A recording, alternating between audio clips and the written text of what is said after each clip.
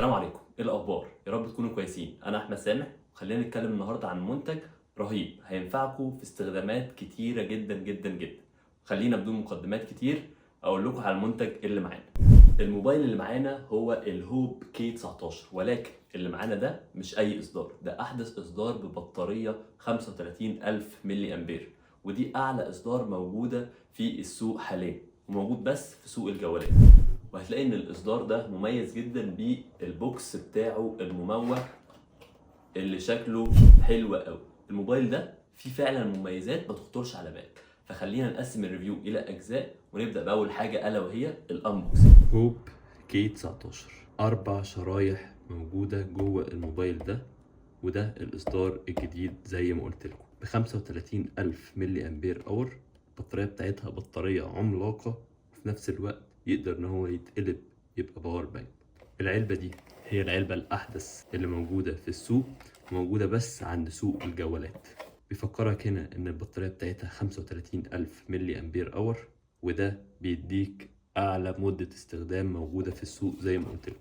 وعلبه مموهه من جميع الاتجاهات.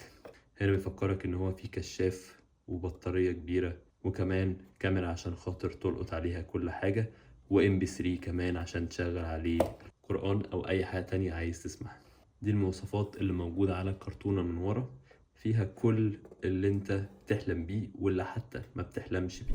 خلينا نفتح البوكس مع بعض ونشوف ايه اللي جوه الكرتون. الموبايل طبعا، الشاحن، الانتنة، والكيس بتاع الشاحن، ووصلة الشاحن، والمفك اللي بتركب بيه الكليب اللي موجودة من ورا الموبايل. الكابل ده بيكون مايكرو يو اس بي، وبيوصل بيه الشاحن المميز بتاعه. تقدر انت تجيب راس ليه ثلاثية، او حتى تدخله في الشاحن او المشترك بتاعك دايركت. كمان الانتنة دي لتقوية الشبكة، ومهمة جدا في الاماكن البعيدة. وده الموبايل بيجي كده بتصميم حلو جدا. في نفس الوقت انا مركب الكليب اللي موجودة ورا عشان هتفيدني جدا في الاستخدام. في نفس الوقت طريقة تركيبة الانتنة اهي بمنتهى السهولة.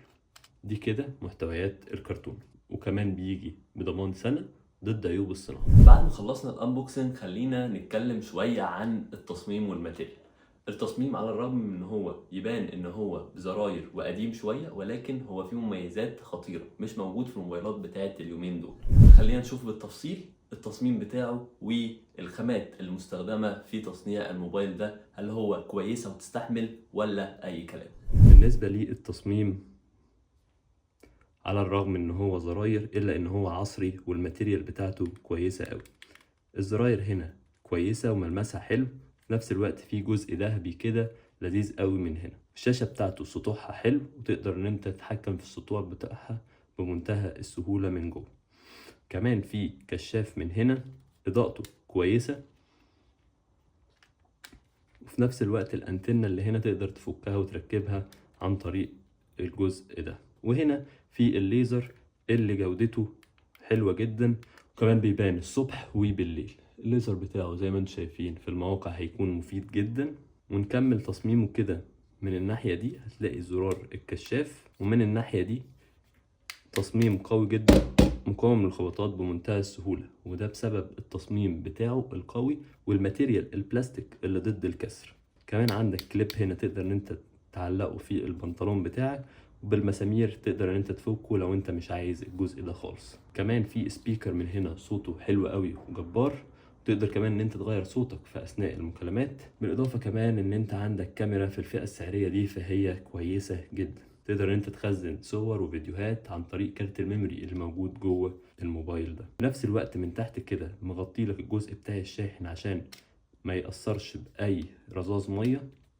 تقدر ان انت تفتحه من هنا، ويا اما تشحنه يا اما تشحن موبايلك بالباور بانك اللي هو بيقدمه لك بسبب البطارية العملاقة ال 35000 ملي امبير. تحت الكفر العملاق ده موجود البطارية ال 35000 ملي امبير. وصلنا للجزء المفضل بالنسبة لي، ألا وهو المميزات والمواصفات بتاعة الموبايل الجبار ده. الموبايل ده فيه مميزات مش هتخطر على بالك فعلا. من أول الأربع شرايح اللي أنت تحطهم في الجهاز ده، يعني تقدر ان انت تحط اتصالات اورنج وفودافون، الاربع شرايح ليهم اماكن فعليه تقدر ان انت تحطهم بمنتهى السهوله وتستخدم اي شريحه فيهم على حسب الشبكه بتاعتك.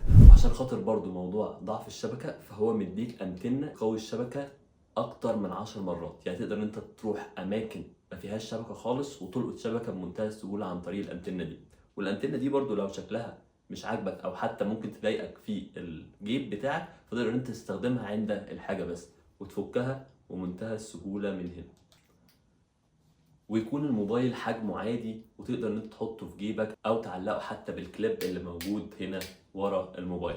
حاجه لذيذه برضو ان الموبايل فيه كشاف زي ما انتم شايفين واضاءته قويه جدا، تقدر ان انت تستخدم الكشاف ده في الاماكن الضلمه هتشوف كل حاجه.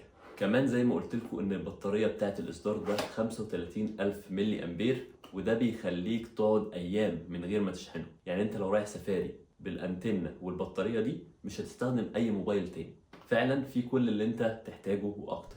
وعشان خاطر ان البطاريه 35000 ملي امبير اور فده يخليك ان انت تقدر تشحن موبايلات تانية بتاعتك عن طريق وصله بتاعه اليو اس بي اللي موجوده هنا، ويستخدم كباور بانك. تقدر كمان ان انت تشحن موبايلك الاساسي 3 أو 4 مرات عادي خالص، وكمان يفضل الموبايل مشحون من غير ولا فاصله. كمان في خاصيه تغيير الصوت اللي تقدر ان انت تغير صوتك في المكالمات بمنتهى السهوله. كمان في ليزر من هنا عشان خاطر وانت شغال في الموقع ما تحتاجش لاي حاجه تانية، تقدر تشاور على اي حاجه موجوده بعيد عنك سواء الصبح او بالليل باضاءه قويه جدا. والموبايل بزراير ولكن في كاميرا قويه جدا تقدر ان انت تصور او تعمل فيديوهات عن طريق الكاميرا اللي ورا دي، وكمان تسجل عن طريق ميموري كارد او كارت ميموري يتحط جوه الموبايل ده بحيث ان تسجل عليه كل اللي انت عايزه. يعني انت عندك 4 شرايح وكمان كارت ميموري تقدر انت تحطهم في الموبايل ده. انا مش عارف الموبايل ده بيستحمل ايه ولا ايه. كمان الموبايل زي ما قلت لكم الخامات بتاعته قويه جدا فيقدر ان هو يستحمل الخبطات والوقعات، وهتلاقيه ان هو فعلا عامل زي الموبايلات العسكريه اللي تقدر ان هي تقع وتستحمل خبطات بمنتهى السهوله.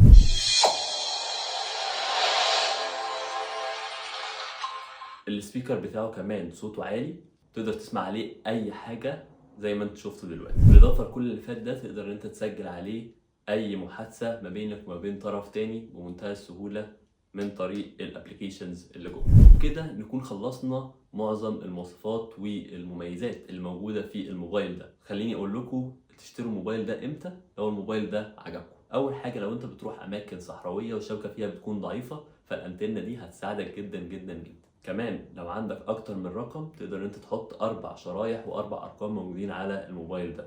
كمان لو بتصور فيديوهات او بتصور صور على طول في السريع تقدر انت تحط الكارت الميموري اللي هنا. كمان لو بتروح مواقع انشائيه او اماكن ضلمه تقدر انت تشتغل الكشاف والليزر، كل ده موجود في جهاز واحد بس، مش هتضطر ان انت تشيل ليزر لوحده وكشاف لوحده وموبايل لوحده وهكذا. واهم ميزه فيه ان بطاريته 35000 ملي امبير اور، وده بيخليك تقعد فتره كبيره جدا من غير ما تشحنه يوصل لايام. وفي نفس الوقت تقدر تستخدمه كباور بانك. كمان لو عايزين تشتروا احدث اصدار اللي هو بالعلبه المموهه دي هتلاقوه بس في سوق الجوالات. هسيب لكم لينك الشراء في صندوق الوصف. وبس كده، سلام.